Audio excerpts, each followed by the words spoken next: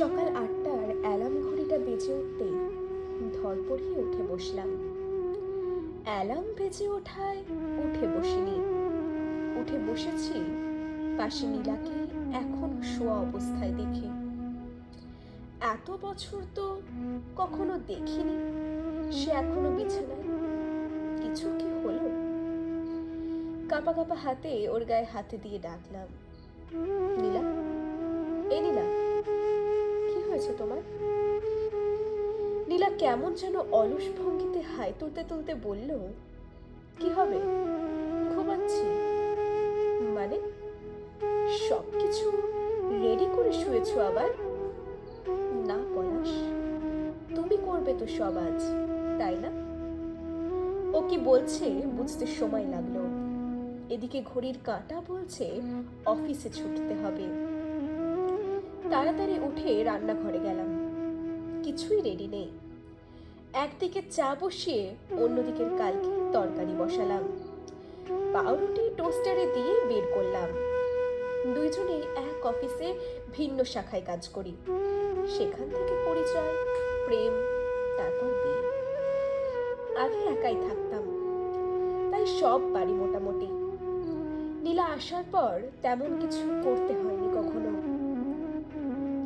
আমি চা নিয়ে আসতে দেখলাম নীলা আয়েশি ভঙ্গিতে পেপার নিয়ে টেবিলে বসেছে, পেপার পড়ছে।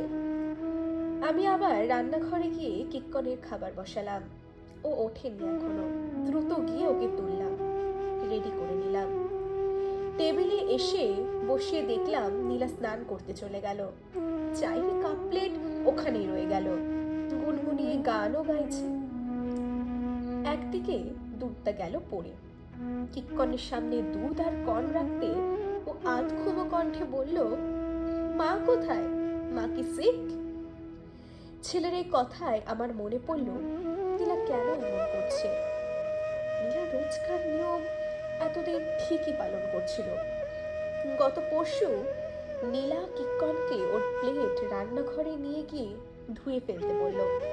নীলা ল্যাপটপে বসেছিল, কিন্তু কিক্কন তা করল না। বলল, ছেলেরা কি এসব করে? এটা গার্লসদের কাজ। আমিও শুনলাম, খুব একটা পাত্তা দিলাম না। আমি খেলা দেখছিলাম, ইংল্যান্ডের সাথে পাকিস্তানের।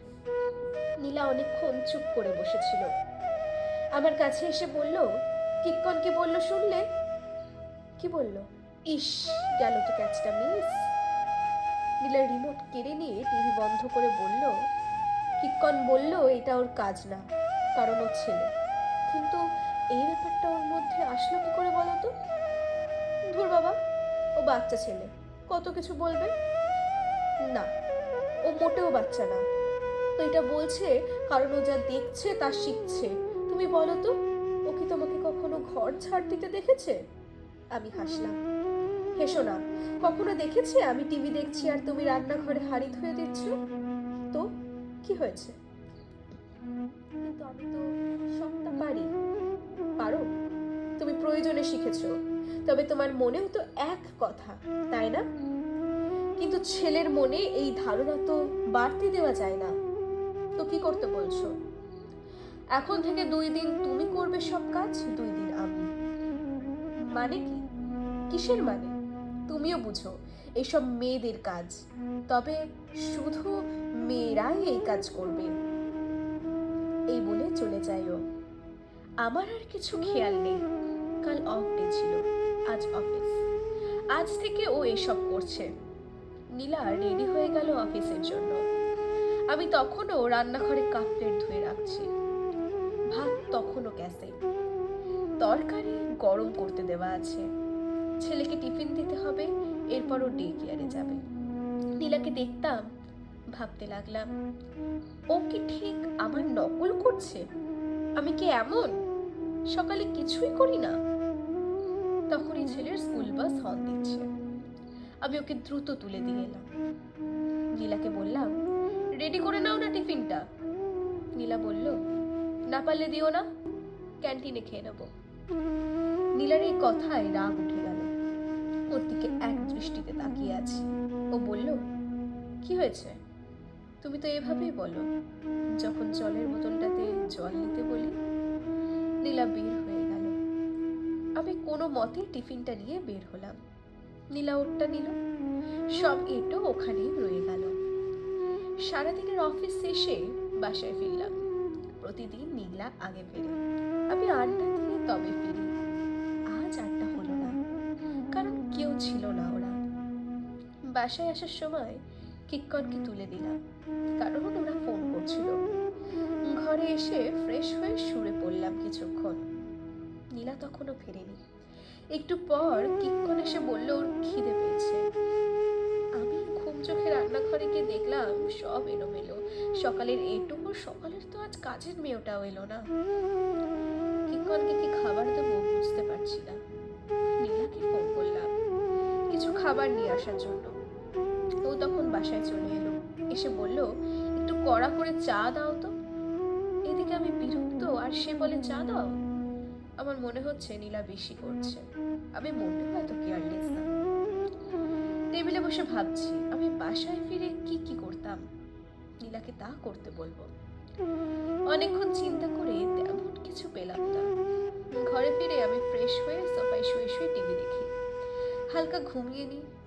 মাঝে একটু খাবার খাই, আর রাতের খাবার খেয়ে ঘুমিয়ে পড়ি। নীলাও অফিস শেষে আসে, তবে ও সবটা করে। হয়তো দেখেছে সবটা ওর মাকে একাই করতে, যেমন আমি দেখেছি। আমি কি কখনো দেখেছি বাসায় ফিরে বাবা রান্না করছে? না। তাই আমি মেনে নিয়েছি এটা নীলার কাজ। তাই হয়তো আমার ছেলেও মেনে নিয়েছে। এখন বিরক্ত লাগা ভাবটা কিছুটা কমে গেল। কাজের মেয়েটাকে ফোন করলাম কাল সকালে আসবে কিনা। ও বলল ওর ছেলের জ্বর, তাই আসতে পারেনি। এখন ডাক্তারের কাছে নিয়ে গেছিল, কালও আসতে পারবে না। তার মানে কাজ জমিয়ে রাখলে আরো বাড়বে। উঠে লেগে পড়লাম কাজে। কিক্কন পেন্সিল হাতে হোমওয়ার্ক করতে করতে উকি দিয়ে আমায় দেখে যাচ্ছে। কিছু বলবে? বাবা, মা কি অসুস্থ? না, মা রেস্ট নিচ্ছে। কেন, তোমার কি মাকে অসুস্থ লাগছে? ও ঠিক জানে না হয়তো কিভাবে অনুভূতিটা শব্দে ব্যাখ্যা করতে হয়। নীলা হালকা ঘুমিয়ে উঠল। এদিকে দুইটা রান্না করেও আমার কাজ ফুরালো না। অনেকদিন পর, তাই যেন আরো এলোমেলো লাগছে। এদিকে নীলা খেয়ে উঠে ল্যাপটপ নিয়ে বসলো। আমি নিজেই নীলায় কিক্কনের থালাটা তুলে নিতে কিক্কন তাকিয়ে আছে।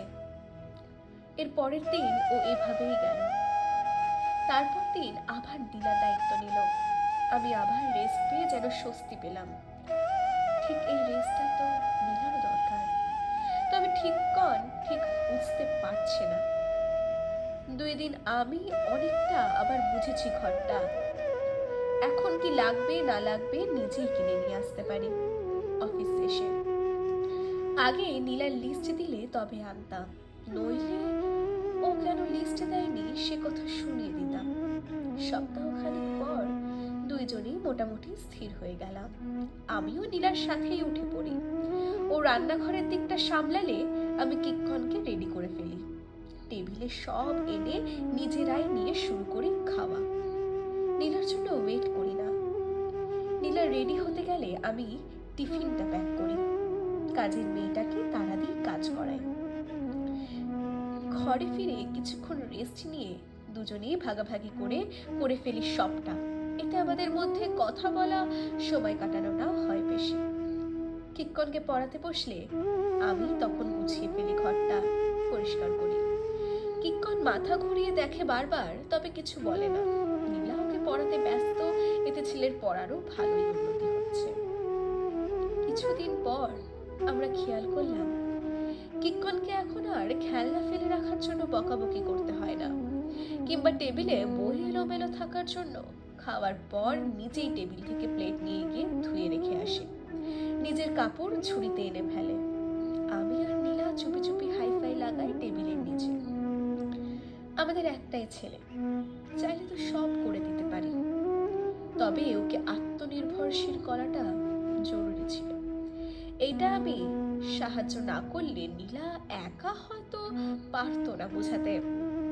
তবে দুইজনের সাহায্যে ছেলে এখন আমরা বাইরে থাকলেও নিজেরটা নিজেই করে নিতে পারে।